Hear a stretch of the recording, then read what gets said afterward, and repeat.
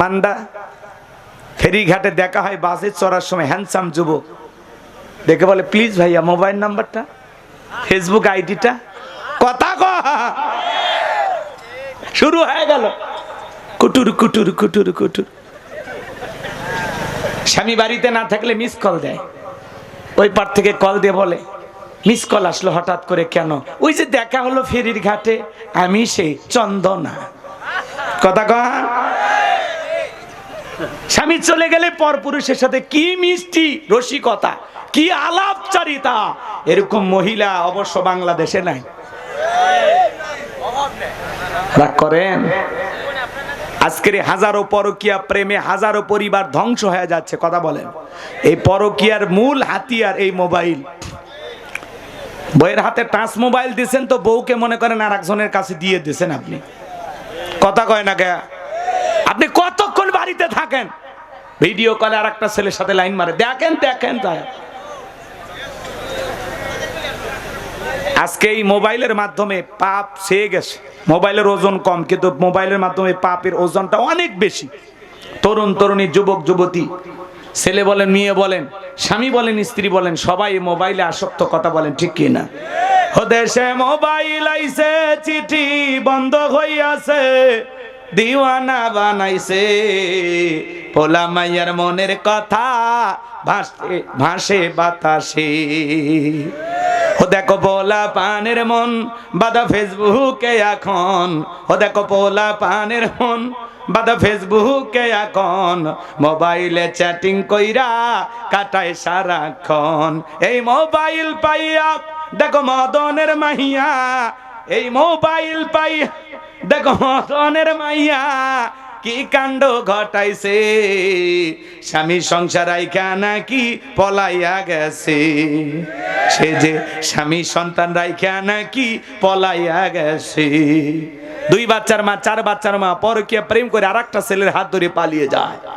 যে নারী স্বামী রেখে সন্তান রেখে আরেকটা পরপুরুষের হাত ধরে পালিয়ে যায়, ওটা নারী না, ওটা নারী জাতির কলঙ্ক। কলঙ্ক। কথা বলেন ঠিক না? কেমনে পারলা মা, ও বোন, কেমনে পারলা স্বামী রেখে সন্তান রেখে আরেকটা ছেলের হাত ধরতে? কেমনে পারো? বাড়ি বরিশাল চলে আসছে নওগাঁ। কেন মা?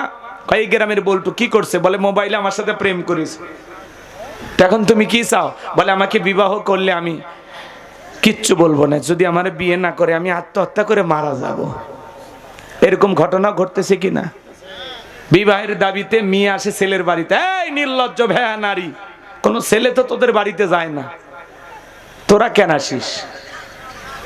কথা কয় না কে? তোমাদের এই কথাটা বলতেও লজ্জা হয় না যে মোবাইলে সম্পর্ক হয়েছে, আমরা স্বামী স্ত্রী হোটেলে ছিলাম, এই যে কথাগুলো যাইছে বলো, তোমাদের একটু লজ্জা করে না? মাশাআল্লাহ।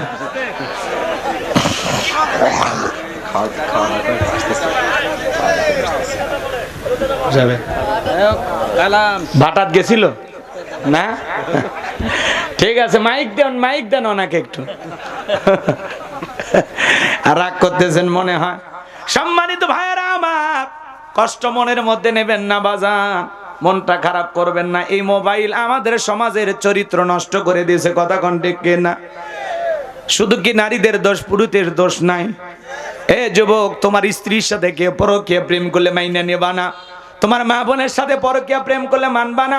যেই নারীর সাথে পরকীয়া প্রেম করো, এটা কারো না কারো স্ত্রী, কারো না কারো মা, কারো না কারো মেয়ে। এজন্য বিয়ের আগে অবৈধ প্রেম ভালোবাসা করা যাবে না। কথা বলেন ঠিক না? ওদের সে টিকটক আসিয়া সব গেল ভাসিয়া। টিকটক চেনেন না? অনেকে চাচা টিকটক ভিডিও বোঝেন? মহিলা নুডলস রান্না করে, নুডলস। তারপরে বলতেছে হ্যালো বন্ধুরা, দেখেন কিভাবে নুডলস রান্না করতে হয়। প্রথমে সয়াবিনের তেল, এরপরে তেজপাতা, তারপরে আমার গালতে একটা থাপ্পড়। কথা কন, কথা কন। স্বামী শুয়ে আছে, স্বামীর মাথার হাত নাড়ায়, চুলগুলো নাড়ায়া দেয়, আর ভিডিও করে বলে স্বামী আমার পৃথিবীর শ্রেষ্ঠ দামি সম্পদ, স্বামী আমার জান্নাত, স্বামী আমার ভালোবাসা। ভাবো না কি সুন্দর ডায়লগ দেয়। টিকটক ভিডিও বানান শেষ, লাত্তি মেরে কয় যা কন্টেন্ট তৈরি হয়ে গেছে। কথা কন ঠিক কি না? এরকম নারী আছে না নাই? দেশে টিকটক আসিয়া সব গেল বাসিয়া, সিদ্দিক সোরা নায়ক হইছে আইডি খুলিয়া, হিরো আলম নায়ক হইছে আইডি খুলিয়া। এই মোবাইলে হাই কি জাদু আছে ভাই, পোলা পান বুঝাছে, পড়ালেখা তুইলা রাখছে সপ্তম আকাশে, পড়ালেখা তুইলা রাখছে সপ্তম আকাশে। কথা বলেন ঠিক কিনা? সম্মানিত ভাইরা আমার, সন্তানদেরকে যদি কন্ট্রোল করতে চান, ছেলে মেয়েদেরকে যদি কন্ট্রোল করতে চান, ওদের হাত থেকে টাচ মোবাইল গুলো কেড়ে নেন। বিয়ের আগে ছেলে মেয়ের হাতে টাচ মোবাইল দেবেন না। যুবক যারা আসছো শোনা, আমি গুনাহগারের কথাগুলো শুনে যাও, তোমাদের পায়ে হাত দিয়ে অনুরোধ করে বলে যায়, বিবাহের আগে অবৈধ প্রেম ভালোবাসা করা যাবে না, বিয়ের পরে কোনো পরকীয়া প্রেম করা যাবে না। মনে রাখবা, সমস্ত অবৈধ সম্পর্কগুলো হারাম, সমস্ত অবৈধ সম্পর্কগুলো হারাম। এইজন্য আল্লাহ তাআলা যেন আমাদের হেদায়েত দান করেন, জোরে বলুন আমিন। আল্লাহ রাব্বুল আলামিন বলেন, ওয়াস-সাবিরিনা আলা মা আসাবাহুম।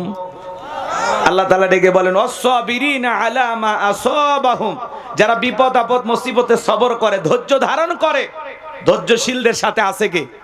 ইন্নাল্লাহা মা'আস-সাবিরিন। ধৈর্যশীলদেরকে পছন্দ করেন কে? ধৈর্যশীলদের ভালোবাসেন কে? তাহলে এই আয়াতের 2 নাম্বার পয়েন্ট, 1 নাম্বার হলো ভয়। কার ভয়? আর 2 নাম্বার হলো সবর। যারা জীবনে সবর করে, ধৈর্য ধারণ করে, এই মানুষগুলো সফল হয়। জীবনে যদি সফল হতে চান, তাড়াহুড়ো করা যাবে না, খুব বেশি লাফালাফি করা যাবে না। যত বেশি লাফাবেন তত বেশি বিপদে পড়বেন। একটু সবর করবেন, একটু স্থির থাকবেন, অস্থির হওয়া যাবে না। আস-সাবিরিনা আলা মা আসাবাহুম, বিপদ আপদ মুসিবত আসলে সবর করা লাগবে, ধৈর্য ধারণ করা লাগবে। এদিক খেয়াল করেন আমার ভাইয়েরা, এই পৃথিবীর জমিনে ধৈর্যের পরীক্ষা দিয়েছিলেন, সবরের পরীক্ষা দিয়েছিলেন আল্লাহর নবী আইয়ুব আলাইহিস সালাম। জোরে বলেন কি নাম? আল্লাহর নবী আইয়ুব আলাইহিস সালাম সব সময় আল্লাহ তাআলার জিকির করতেন, তাসবিহ পাঠ করতেন। শয়তান একদিন আল্লাহকে যা বলে, আল্লাহ, আইয়ুবের অনেক ধন সম্পদ টাকা পয়সা আছে, এইজন্য আইয়ুব তোমার জিকির করে, সম্পদ যদি কেড়ে না হয় তোমার আইয়ুব তোমাকে ভুলে যাবে। আমার আল্লাহ ডেকে বলে, ইবলিস শয়তান রে, আমার আইয়ুব কখনো আমাকে ভুলে যাবে না। বলে, আল্লাহ তাআলা অনুমতি দেন আমি একটু পরীক্ষা করি। আল্লাহ বলে, যা, অনুমতি দিলাম।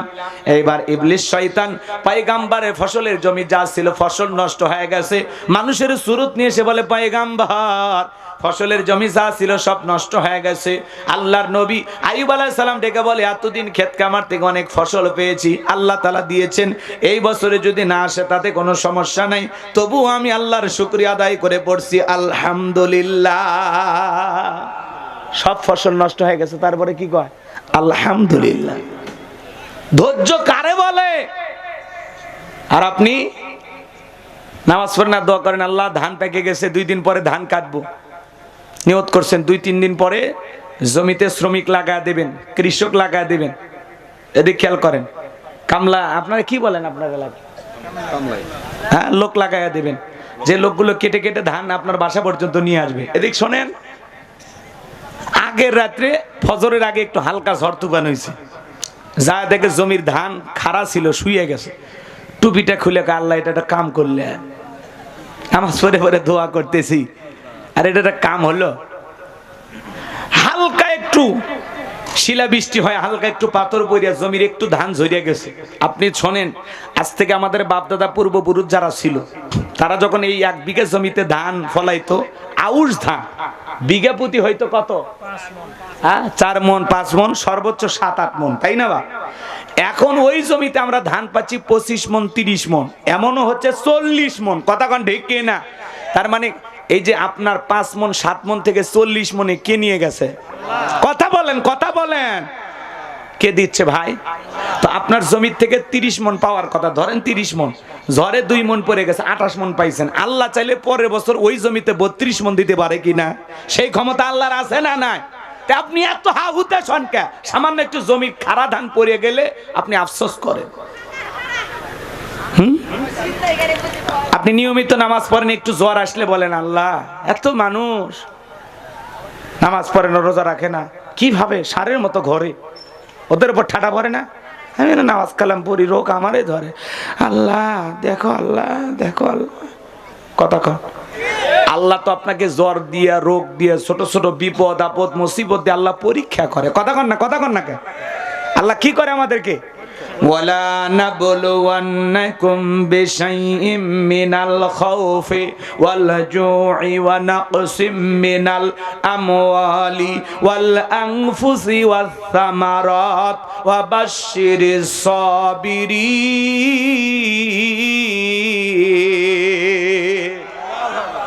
আল্লাহ তাআলা বলেন আমি তোমাদেরকে পরীক্ষা করব। আল্লাহ পরীক্ষা করবেন কিসের দ্বারা জানেন? ভয়ের দ্বারা। ভয়ের দ্বারা পরীক্ষা করবে। ফসলের ক্ষতি, সন্তানাদির ক্ষতি, ব্যবসা বাণিজ্যের ক্ষতি, অনেক ক্ষতি দিয়ে আল্লাহ পরীক্ষা করবে। ব্যবসা সবসময় ভালো হবে না। 2 দিন লাভ যাবে, 1 দিন লস হতে পারে। 1 বছর লাভ হবে, আর 1 বছর লস হবে। একটু মেনে নেওয়া লাগবে। ফসলের ক্ষতি, সন্তানাদির ক্ষতি, আল্লাহ সন্তান দিয়ে কেড়ে নিতে পারে, আবার না দিয়ে আল্লাহ পরীক্ষা করতে পারে। কথা বলেন, আমরা অস্থির হয়ে যাই। আল্লাহ স্পষ্ট বলতেছেন আমি তোমাদেরকে পরীক্ষা করব ভয়ের দ্বারা, ফসলের ক্ষতির দ্বারা, জানমালের ক্ষতির দ্বারা, সন্তানাদির ক্ষতির দ্বারা। আল্লাহ দিয়ে একটু কেড়ে নেবেন, দেখি তো বান্দা কি করে। যদি সবর করেন, ধৈর্য ধারণ করেন, আল্লাহ বলে তাদের জন্য সুসংবাদ, যা হারাইছেন তার দ্বিগুণ আল্লাহ ফেরত দেবে যদি শ্রদ্ধাশীল হতে পারেন। সুবহানাল্লাহ কোন। এদিকে খেয়াল করে শোনেন বাজান, এইবার যে কথা বলতে চাচ্ছিলাম, আইয়ুব আলাইহিস সালামের উটদুম্বা যা ছিল বাজান সব মইরা গেছে, একটাও বাইছে নাই। রাকালে সুরত নিয়ে যা বলে পয়গম্বর, উটদুম্বা ছাগল যা ছিল সব মারা গেছে, একটাও বাইছে নাই। আইয়ুব আলাইহিস সালাম ডেকে বলে এতদিন আল্লাহ তাআলা এগুলো থেকে আমাকে অনেক উপকার দিয়েছে, এগুলোর দ্বারা আমি অনেক উপকৃত হয়েছি। আল্লাহ তাআলা নিয়েছেন, এতে কোনো আফসোস নাই। আমি আল্লাহর শুকরিয়া আদায় করে পড়তেছি আলহামদুলিল্লাহ। আর আমার সমাজের মানুষেরা একটা মুরগি মরে গেলে 3 দিন শোক পালন করে। মুরগিটা মরলো কে? কথা কয় না ভাই। আমার এলাকার এক লোকের গরুর বাছুর মারা গেছে। গাভীর কি মারা গেছে? বাছুর। লঙ্গি কোন জায়গা তুলে হাঁটে যাচ্ছে আমি আর বললাম না, ওটা বুঝে নেন। তো খালি জিজ্ঞাসা হলো চাচা কি হয়েছে, সমস্যা কি? সেই কথা কয় না, আল্লাহর চোখ নাই। জোরে কন নাউজুবিল্লাহ, একটু জোরে বলেন নাউজুবিল্লাহ। দেখবেন মানুষ একটু 19-20 হয়ে গেলে আল্লাহর গালি দেয়। যেদিনে উনি একটু ধান সিদ্ধ করেছে, ওই দিন যদি আসমানে সূর্য না ওঠে, বলে এই যে আজকে আমি ধান সিদ্ধ করেছি, মরার আল্লাহর ঠাডা পড়ছে। কথা কন না ভাই, এরকম বলে কি না? তাহলে আপনার ভিতরে ধৈর্য আছে? সূর্য কোন দিন উঠবে কোন দিন উঠবে না এটা আল্লাহ ভালো জানে। এটা আপনার নিয়ন্ত্রণের ক্ষমতা আছে? আপনার ধান সিদ্ধ হয়েছে, ওই জন্য আল্লাহ রাগ করে সূর্য দেয়নি। এই হলো আমাদের ইমানের অবস্থা। একটু 19-20 হয়ে গেলে আল্লাহ পর্যন্ত গালি দিয়ে দেয়, আল্লাহকে পর্যন্ত গালি দিয়ে দেয়। কথা বলেন ঠিক কিনা? আমার ভাইয়েরা দিল দিয়া কথাগুলো বোঝার চেষ্টা করবেন। আমি বললাম চাচা আল্লাহ ছোট একটা বাছুর মাইরা পরীক্ষা করে দেখতেছে তোমাদেরকে। ছোটখাটো বিপদ মুসিবত দিয়ে আল্লাহ পরীক্ষা করে। বলে আল্লাহ বাছুর না মারে আমাকে মারলো না কে? আমি তখন বলতেছি বাছুর মারাতে যে অবস্থা, যে গরম হয়েছেন, আপনারে মারলে তো আজরাইলের নামে থানায় মামলা দিয়ে দিতেন। কথা কন এইরকম হওয়া যাবে না বাজান। ছোটখাটো ক্ষতি হতে পারে। আপনি হয়তো বা গরুর একটা ফার্ম দিয়েছেন, সেখান থেকে একটা 2 লাখ 3 লাখ টাকার গরু একটা মারা গেছে, কি করবেন? কিচ্ছু করার নাই, ধৈর্য ধরেন। হ্যাঁ, একটু সবর করেন। এই জন্য হাঁস মুরগি মারা গেলে আফসোস করবেন কেন? ছোটখাটো বিপদ, রোগ শোক, বালা মুসিবত, জ্বর সর্দি কাঁচ গলা ব্যথা, অনেক কিছু দিয়ে আল্লাহ একটু পরীক্ষা করে। এত হাবুতেশন কেন? সবর করেন, ধৈর্য ধারণ করেন। যিনি সমস্যা দিয়েছেন সমাধানও তিনি করবেন। যে আল্লাহ আজকে সূর্য উঠায়নি, আগামীকাল সে আল্লাহই উঠাবে। কথা বলেন। খালি ওয়াজ শুনলে হবে না, শেখা লাগবে, আমল করা লাগবে, এবং কথাগুলো টাচ যেন করে আপনাদের অন্তরে। পরিবর্তনের আশায় কথাগুলো বলতেছি। আল্লাহ যদি আপনাদের হেদায়েত দেয়, আজ থেকে পরিবর্তন হয়ে যাবেন। কখনো আফসোস করবেন না, জীবনে কোনো বিষয় না আফসোস করবেন না। আল্লাহর উপরে ছেড়ে দিবেন, আল্লাহর উপরে তাওয়াক্কুল করবেন। আল্লাহর পক্ষ থেকে যেটা ফয়সালা হয় ওটাই আপনার জন্য কল্যাণকর, আপনার জন্য মঙ্গলজনক। কথা বলেন ঠিক কিনা? যেটা আপনার ভাগ্যে আছে, আপনার রিজেকে আছে, নসিবে আছে, তকদিরে আছে, ওটা আপনি পাবেন, কেউ ঠেকাইতে পারবে না। কথা বলেন ঠিক কিনা? কিন্তু যেটা আপনার নসিবে নাই, আপনার রিজেকে নাই, সেটা আপনি পাবেন না। হাউতাস করে লাভ নাই। যেটা আপনার পাওয়ার ছিল আপনি সেটা ঠিকই পাবেন, যেটা আপনার পাওয়ার নয়, পাওয়ার কথা নয়, সেটা আপনি পাবেন না। এই জন্য হা হুতাশ করা যাবে না, জীবনে কখনো আফসোস করবেন না। আপনার ভাগ্যে যেটা কল্যাণ করে আল্লাহ সেইটা আপনার জন্য করবে। কথা কি বোঝা যায়? নওগাঁর মানুষ কথা কি বোঝা যায়? তাকবীর দেন, লিল্লাহে তাকবীর। এইবার বাজান গো আমার, শয়তান যায় বলে আল্লাহ অনেক কিছু দিয়ে পরীক্ষা করলাম, হবে না। তোমার আইব তো তোমার শুকরিয়া বন্ধ করে না, জিকিরি বন্ধ করে না। বন্ধ করবে তখন শরীরে রোগ বাসা বাঁধবে যখন। আল্লাহ ডেকে বলে কি বলতে চাস? বলে দেহ সুন্দর আছে তো, সুস্থ আছে, অসুস্থ হয়ে গেলে আপনারে ভুলে যাবে। আল্লাহ বলে আমার আইয়ুব আমারে কখনো ভুলবে না। আল্লাহ পরীক্ষা করার অনুমতি দেন। আল্লাহ বলে দিলাম। এইবার আইয়ুব আলাইহিস সালামের দেহের ভিতরে ঘা, পুরোটা শরীরে ঘা। এক নয় দুই নয়, 18 বছর পর্যন্ত আল্লাহর পয়গাম্বার অসুস্থ। সুলাইমানকে দিলেন আল্লাহ তক্তে তাকাব্বরি। আইয়ুব আলাইহিস সালামকে আল্লাহ দান করেছিলেন রহিমা সুন্দরী। মারহাবা কর। 18 বছর স্বামীর সেবা করে, পালায় যায়নি, ভাগায় যায়নি। এখনকার যে ডিজিটাল মা বোন, 18 বছর দূরের কথা, 18 মাস অসুস্থ থাকে। দেখেন আপনি যদি বেশি দিন অসুস্থ থাকেন, দেখেন অনেক স্বামী 2-3 মাস একটু অসুস্থ থাকে, বউ কিন্তু ঔষধ খাওয়ায়, কিন্তু খাওয়ার আগে বদদোয়া করে। মরণের রোগ হচ্ছে, মরেও না, ঘাটাও ছাড়ে না, একটু ঔষধটা খায় উদ্ধার করো তো, মেলা কাম পরে আছে, ঔষধ খাও, মরণের রোগ ধরছে, মরণের রোগ। কথা কম, ঔষধও খেলে আবার মরণের দোয়াও করে। কি এরকম বউ নাই আপনাদের? বিশ্বাস না হলে 1 মাস অসুস্থ থাকে দেখেন, আপনার মানে এত অসহ্য লাগবে, সহ্য করবেন।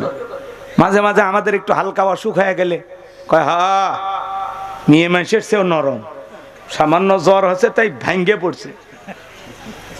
দেখছেন এই যুগের নারী যদি হয়তো ভাই বিশ্বাস করেন, আপনি যদি 6 বছর 10 বছর অসুস্থ হয়ে হাসপাতালে থাকেন, আমার বিশ্বাস আপনি 10 বছর পরে সুস্থ হয়ে দেখবেন আপনার বউ অন্য আরেকটা পুরুষের সংসার করেছে, 10টা বাচ্চার মা হয়ে গেছে। কথা কহা, এরা থাকবি না, এরা ডিজিটাল। শয়তান একদিন আইয়ুব আলাইহিস সালামের স্ত্রী ধরছে, ধরে বলতেছে রহিমা খামাখা অসুস্থ স্বামী সেবা করে লাভ কি? তোমার জীবনটাকে উপভোগ করার জন্য আরেকটা বিয়ে করো। এই কথাটা আইয়ুব আলাইহিস সালামের স্ত্রী স্বামীকে এসে বলতেছে, স্বামী পথের মধ্যে একজন যুবকের সুরতে আমাকে বলে অসুস্থ স্বামীর সেবা করে লাভ কি, তুমি বিয়ে করো। আল্লাহর পয়গম্বর আইয়ুব আলাইহিস সালাম ডেকে বলে, বিবি রে ওটা কোনো যুবক না, ওইটা হলো ইবলিস শয়তান, যে তোমারে ধোঁকা দিয়েছে। কথা কয় না? আইয়ুব আলাইহিস সালামের দিকের ভিতরে ঘাও, 1 নয় 2 নয় 18 বছর আল্লাহর নবী আইয়ুব আলাইহিস সালাম অসুস্থ।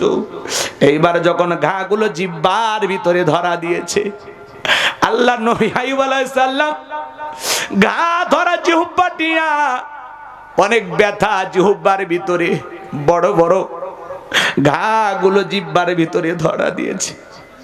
আইয়ুব আলাইহিস সালাম জিহ্বা নাড়ায় আল্লাহর জিকির করে। এই জন্য আল্লাহ রাব্বুল আলামিন পবিত্র কোরআনুল কারীমের মধ্যে সুন্দর করে জানিয়ে দিলেন, ওয়া আইয়ুবা ইযা নাদা রাব্বাহু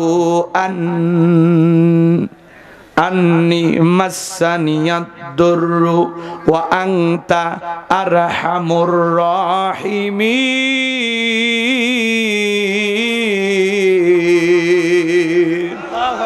আল্লাহ তাআলা বলেন স্মরণ করো আইয়ুবের কথা, যখন আইয়ুব আলাইহিস সালাম কঠিন রোগে আক্রান্ত, 18 বছর অসুস্থ, কোনদিন আল্লাহ তাআলার কাছে কিছুই বলেন নাই।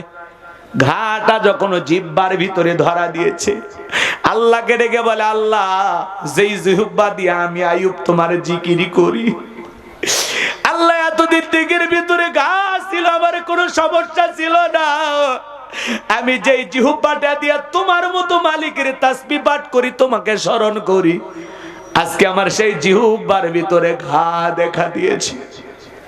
আইয়ুব আলাইহিস সালাম কত সুন্দর করে আল্লাহ তাআলাকে বলতেছেন, ওয়া আনতা আরহামুর রাহিমিন, তুমি তো দয়ালুর মধ্যে সর্বশ্রেষ্ঠ দয়ালু। সুবহানাল্লাহ। ওয়া আনতা আরহামুর রাহিমিন, তুমি দয়ালুর মধ্যে সর্বশ্রেষ্ঠ দয়ালু। ডাইরেক্ট বলতেছেন আল্লাহ জিহ্বার ভিতরে ঘা ভালো করে দাও, এই কথা বলতেছে না। কি বলতেছে?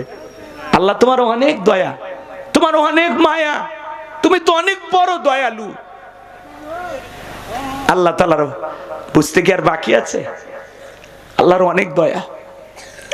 এইবার আল্লাহ তাআলা ডেকে বলে, জিবরাইল, আমার আইয়ুব এতদিন পর্যন্ত পরীক্ষা দিয়েছে, প্রত্যেকটা পরীক্ষায় পাশ করেছে, যাও যাও আমার আইয়ুবকে জানায়া দাও, সে যে জায়গায় বসে আছে ওখানে জানাব, তার পায়ের আঘাত করে সেখান থেকে পানির ফোয়ারা বের হবে, সেই পানি দিয়ে সে গোসল করলো। আল্লাহর নবী আইয়ুব আলাইহিস সালাম আগের চাইতে আল্লাহ তাআলা দেখের সৌন্দর্য দ্বিগুণ ভাবে ফেরত দিলেন। বলুন সুবহানাল্লাহ। ধন দৌলত টাকা পয়সা যা কিছু ছিল সব আল্লাহ তাআলা ফেরত দিলেন। বলুন সুবহানাল্লাহ। সব দিয়ে দিলেন আল্লাহ তাআলা, পরীক্ষায় পাস। সুবহানাল্লাহ বলেন। একেবারে রোগ থেকে আল্লাহ তাআলা মুক্ত করলেন। কিছুদিন পরে আল্লাহ তাআলা আসমান থেকে ডেকে বলে, আইয়ুব তুমি এখন কেমন আছো? আইয়ুব আলাইহিস সালাম ডেকে বলে, আল্লাহ আগেই ভালো ছিলাম। আমার আল্লাহ ডেকে বলে, পয়গম্বর আগেই কেমনে ভালো ছিল, এখন কেন ভালো নেই? এখন তো তুমি সুস্থ। আল্লাহর নবী আইয়ুব আলাইহিস সালাম ডেকে বলে, আল্লাহ আমি যখন 18 বছর অসুস্থ ছিলাম, প্রত্যেক দিন আসমান থেকে একবার আপনি কুদরতি জবান দিয়ে আমারে বলতেন, আইয়ুব তুমি কেমন আছো? এই কথাটার মধ্যে এত মায়া, এত ভালোবাসা, এত দরদ, এত প্রেম। ওই কথাটা শোনার পরে আমি আমার দেগের সমস্ত যন্ত্রণার কথা ভুলে থাকতাম। আজকে আমি সুস্থ হয়ে গেছি, কতদিন পরে আপনি বলতেছেন, আইয়ুব তুমি কেমন আছো? আগে ভালো ছিলাম, প্রত্যেক দিন আপনার কুদরতি জবানের আওয়াজ শুনতাম। মালিকের প্রেম অন্তরে যদি থাকে, আল্লাহর প্রেমের পাগল যদি হতে পারেন, এই জিনিসগুলো আপনার ভালো লাগবে। কিন্তু আল্লাহর প্রেমের পাগল যদি না হন, যত আলোচনা শোনেন আপনাকে পরিবর্তন করা যাবে না। তাহলে জীবনের রোগ শোক দিয়া পরীক্ষা করবেন কে? বালা মুসিবত দিয়া পরীক্ষা করবেন কে? সমস্ত পরীক্ষা উত্তীর্ণ হওয়া লাগবে। ফসলের ক্ষতি হতে পারে, সন্তানের ক্ষতি দ্বারা, জানমালের ক্ষতি দ্বারা, ব্যবসা বাণিজ্যের ক্ষতি দ্বারা, জীবনের অনেক কিছু দিয়ে আল্লাহ তাআলা আপনাকে পরীক্ষা করবেন। জীবনের চড়াই উতরাই পেরিয়ে আপনাকে আমাকে সফল হতে হবে, কাঙ্ক্ষিত লক্ষ্যে পৌঁছাইতে হবে। কথা বলেন ঠিক কিনা? এই জন্য আল্লাহ বলেন, ওয়াস-সাবিরিনা আলা মা আসাবাহুম, যারা বিপদ আপদ মুসিবতে সবর করে, ধৈর্য ধারণ করে। কারা কারা ধৈর্যশীল বান্দা হতে চান? দুই হাত তুলে আল্লাহকে দেখান। আল্লাহ আমাদের সবাইকে আইয়ুব আলাইহিস সালামের মতো ধৈর্য দান করো। আল্লাহ পাক আমাদের সবাইকে সমস্ত বালা মুসিবত থেকে হেফাজত করো। জোরে বলেন আমিন। হাত নামা।